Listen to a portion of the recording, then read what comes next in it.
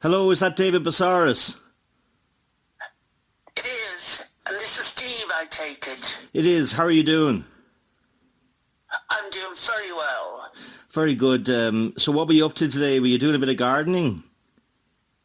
No, I didn't go out in the garden, I don't want to get arthritis up the arse. Oh, okay, well, you definitely Or would. in the knees. That's fair enough. You wouldn't want that. So how was your evening how was your evening the other night and your performance? Yeah, well, I was storytelling in County Monaghan, in Monaghan town. It was very good. Yeah. It was very good. I was doing a bit of Kavanagh and Patrick Kavanagh's poetry. You familiar with his stuff? I've heard of him, yeah. Yeah, he used to share a house in Dublin with, Brendan Behan. Yeah. Yeah, it was a bit like The Bean family. Yeah, well, I reckon it was like the Irish version of Bottom, that used to be on telly, Yeah. something like that. And did you tell the story about an old woman? I did, yeah. I told that story, yeah. Yeah, they enjoyed that one, so they did. Yeah. The, Yeah. the woman who was 102 years of age. Yeah.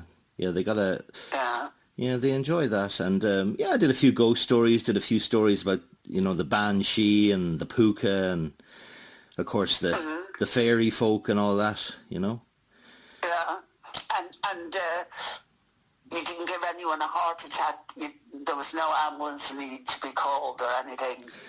It's scary stories for Halloween. No, thank God. Now there wasn't that didn't happen. But I did explain to them, that the Irish fairies are not like Tinkerbell, and to be prepared, because Banshee means fairy woman, which is a very different thing to Tinkerbell, Yeah. I do know that, yeah. And how are things been with you? What have you been up to? Oh, just this and that kind of thing, just trying to sleep but keeping awake. I think I'm on a keep awake campaign. Janie Mac, when was the last time you think you slept? Oh, good. At least 4 or 5 nights ago, at least, and that was probably about 20 minutes. I don't know how you do it. I don't know how you keep going. It's a miracle. I don't know where you get the energy from. It really is. So, Steve, can your phone do this? What? I don't believe it. He fucking hang up on me. All right, okay. Probably got sucked into some sort of Flann O'Brien fourth dimension or something like that. Wouldn't surprise me. It's not the first time it's happened. Oh well. That story that David was asking about, the one about the old woman. Yeah, it was a bizarre one, all right. I was asked to do some storytelling, that's a few years ago now, in an old folks' home. Anyway, I arrived and went into the main room and everyone was there, ready to hear a few stories and a bit of poetry. And the nurses, they wheeled this owl one into the room. She was 102 years of age. Anyway, I started reciting In Memory of My Mother by Patrick Kavanagh.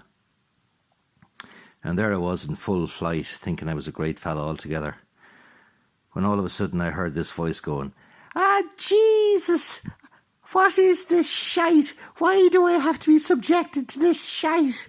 Oh, all I wanted was a cup of tea. All I wanted was a cup of tea. I'm 102 years of age. I've lived too long to have to listen to this rubbish, this shite. Who is he anyway? Who let him in? How did he get in here?"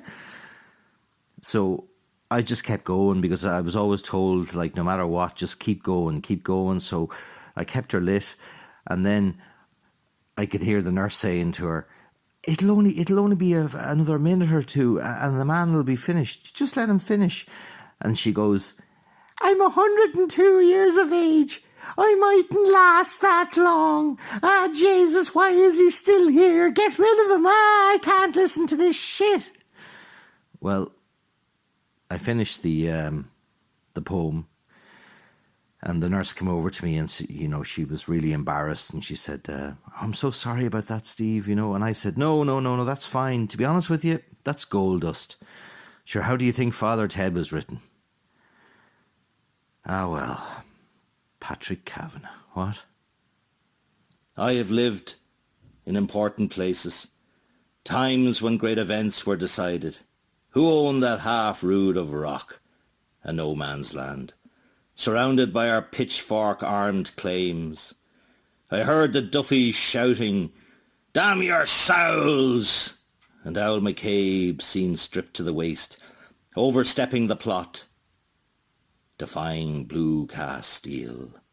Here's the march along these iron stones. Well, that was the time of the Munich bother, which was more important. And now I'm inclined to lose faith in Ballyrush and Gorchin, until Homer's ghost came whispering to my mind, and he said, I made the Iliad from such a local row, and gods make their own importance. Do you know, I was thinking, the first time I met David Busarus, I got a bus from Dublin, the 83 bus, and he told me to meet him on the corner at a post box. And he said there'd be a man on the corner at the post box.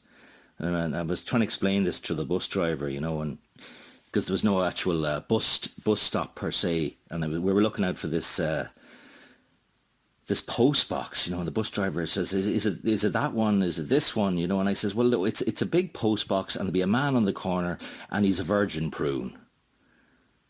And of course, your man looked at me, and the next time the bus stopped, I just got off, I think for my own sake, and he just sped off. Oh well. Anyway, I better try and call Busarus again. I hope he hasn't been sucked into that Flann O'Brien fourth dimension again. Oh dear.